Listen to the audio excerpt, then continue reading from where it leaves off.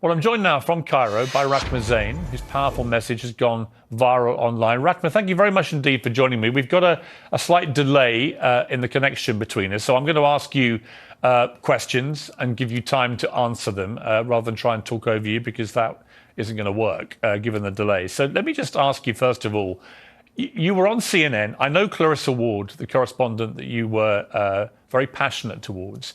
In my opinion, having worked at CNN, she is one of the best foreign correspondents in the world.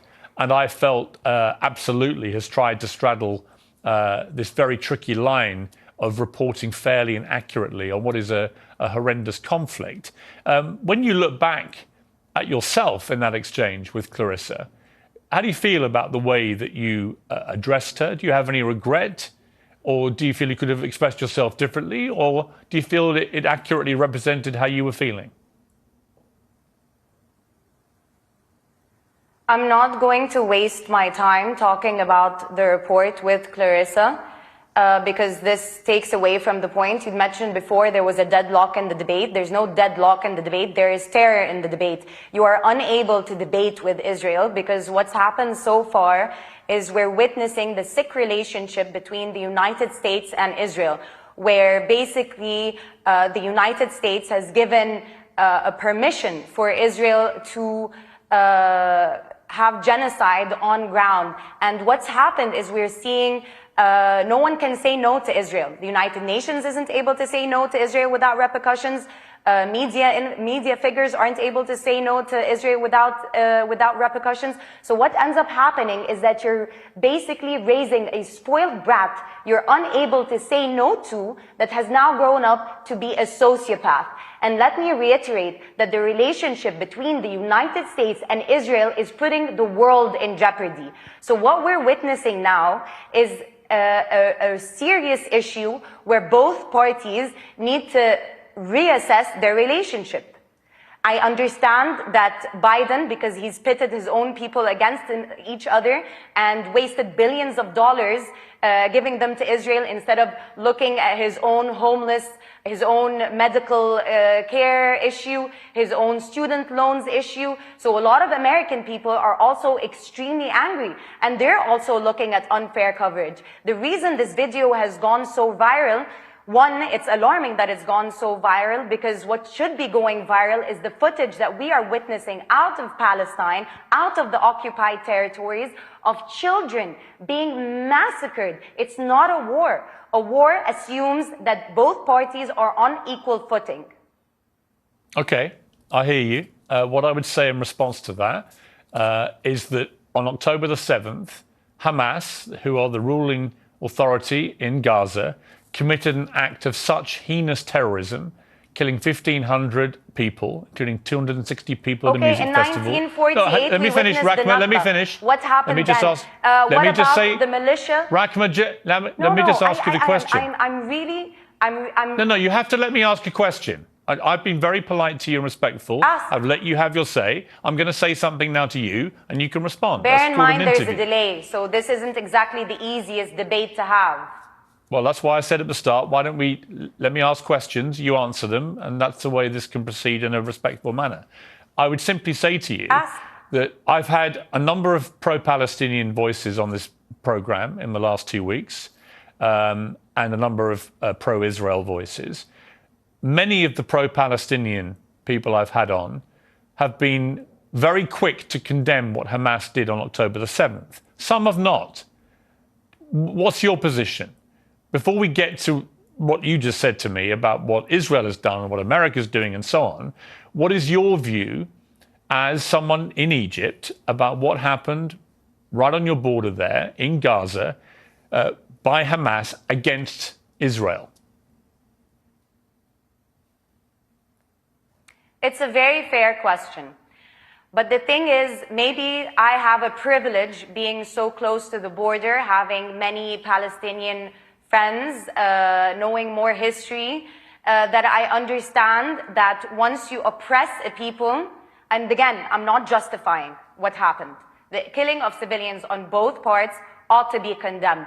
But the danger in you starting an interview asking me to condemn Hamas, then pours into Israel's blind defense of its own state, which ends up killing over 5,000 Palestinians, over 700 dead. And going back to the report that you were discussing at the beginning with the CNN reporter, the issue with that is everything is always taken out of context. And this is the issue we have with Western media. Had the journalist been there on ground with the volunteers that night, as for example I was, she would have listened to the bombardment of Israeli bombs that start from 2:30 a.m. and do not stop. She would have also witnessed the fact that we would get an okay from Israel's side. I'm not done. From Israel's side, that the supplies would go in, and then it's like they toy with your morale so that for hope from both sides is stopped. The narrative has got to change. Okay, the idea. I, for example, I don't have the PR of Israel. I don't have the money to hire the Justin Biebers of the world and have them say pray for Israel and whatnot. But what I do have is the truth. And the reason this video has gone so viral is because people felt it. People felt that it was the truth. Let me ask a question, Rahma. So my question is this. When Hamas did what they did on October the 7th, they will have known, absolutely known, that Israel's response would have been this. And it would have involved the deaths of many thousands of innocent people in Gaza as a consequence of going after Hamas. They will have known that. So my question for you, again, a difficult question. I appreciate this, given that you're right there in the middle of all this. But the difficult question is, how do regular Palestinian people feel that their ruling authority commit an act of terror so heinous, and they must have known how Israel would respond, and they must have known that many thousands of innocent Palestinians would die as a consequence of that terror attack? How do they feel about that? Are they comfortable with Hamas continuing to be the ruling authority in Gaza?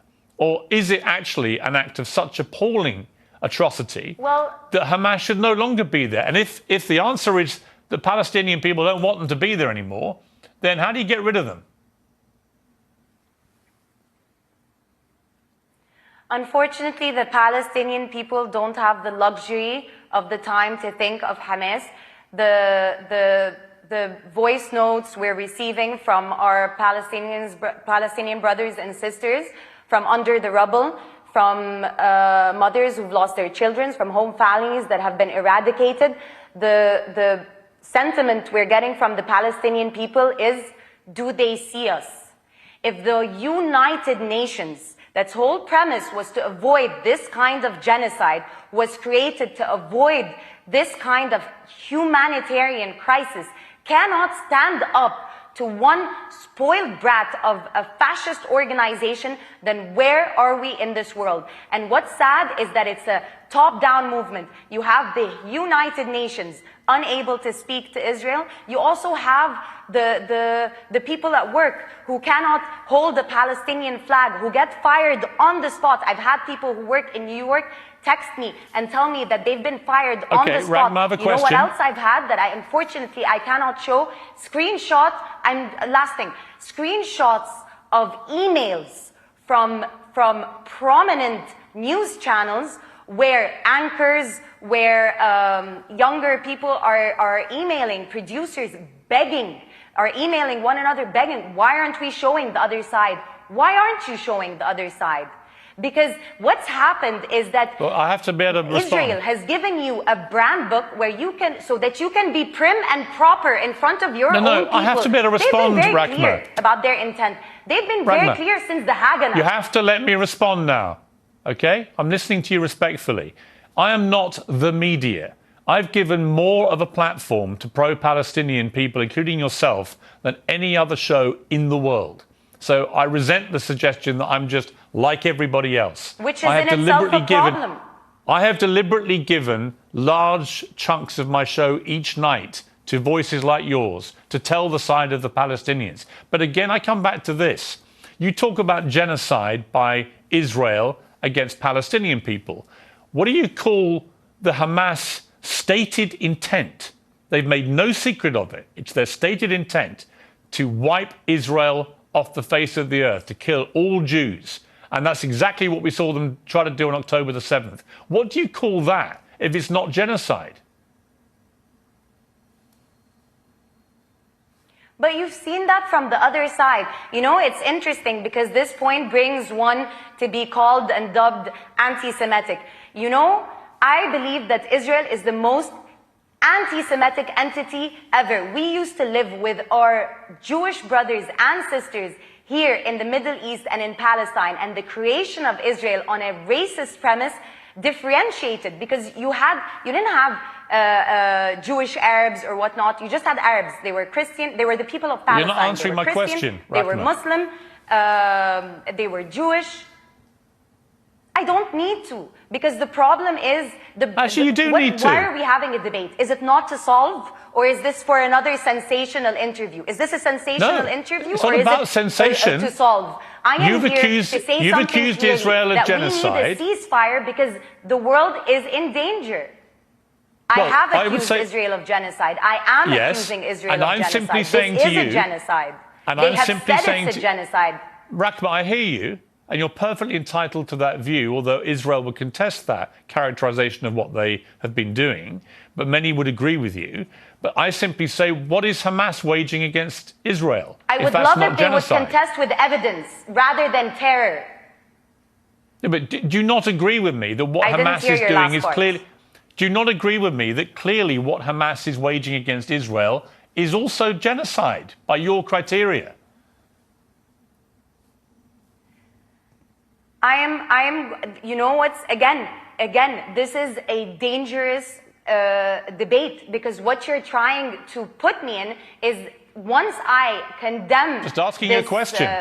Once I condemn these people, what that then means, why is this dangerous for me?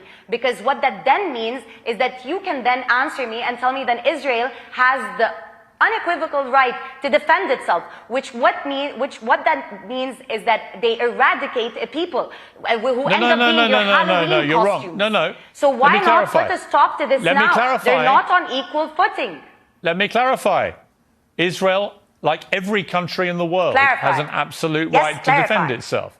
Right? Israel has a right to defend itself. The question now is, against what women and children? Let me finish my point, please, Rahma. look at the evidence. Let me finish my point. How many Palestinians have died? If you're not going to let me finish my point, you're not going to hear what I have to say. Israel has a right to defend itself. But the longer this war goes on, the more that people are saying to Israel, what is proportionate? How can killing many thousands of Palestinians, innocent women and children, how can that be right? If what happened on October the 7th is wrong, how can this be right? And it's a very fair point to make. But my point about all of this is, you want peace, I want peace. The President of the United States and Queen Rania and others saying we've got to get to a two-state solution. To do that, you've got to have leadership which can be trusted by the other side. There is no way that Israel will ever trust any leadership involving Hamas. And I would say the same, by the way, about the Palestinian view of Benjamin Netanyahu. I don't think they trust him either. I think you need new leadership on both sides. And that's where the conundrum is going to be. How do you get to that place where it's no longer Hamas controlling Palestinians and no longer Benjamin Netanyahu in charge of the Israeli side? Excellent question. You apply international law. You apply international law. You allow the United Nations to do its job. When the Hamas situation happened, for example, it was supposed to be the Red Cross to go and negotiate. Israel is stopping all of that. On top of that, it's also terrorizing the media. On top of that, it's also terrorizing individuals. On top of that, it has money being poured in from the United States. On top of that, it has the backing of the European Union. On top of that, it has the backing of Britain that started this whole farce. So what ends up happening is, who's speaking for the Palestinian people? So for a solution to happen, you need to empower the United Nations so that Israel is not making a mockery of the United Nations. How am I needing to reiterate this more and more? I am giving you a solution. Rahma, you're giving me your solution. And you're still telling me Hamas. Rahma, you've just given me... There will always be Hamas if you occupy a people. let me just finish this point. If you occupy a people, if women in labor are having to give birth at checkpoints, if you're having people imprisoned, if you're having this merciless bombardment of Palestinians, you are going to breed Hamas. It starts with the stronger party. Rahma, I've given you a long amount of time. And this is today. why the jargon is dangerous. Okay, I hear you. And I respect your right to your opinions. And I've given you the platform to air them. And I appreciate you coming on the program. Call for Thank you very much. ceasefire then. That's not my job. My job is to try and interview people at the center of this. You may not like that, but it is. But I appreciate you coming on the program. Thank you. Sensational interviews, sure. It wasn't sensational. It wasn't. But thank you very much.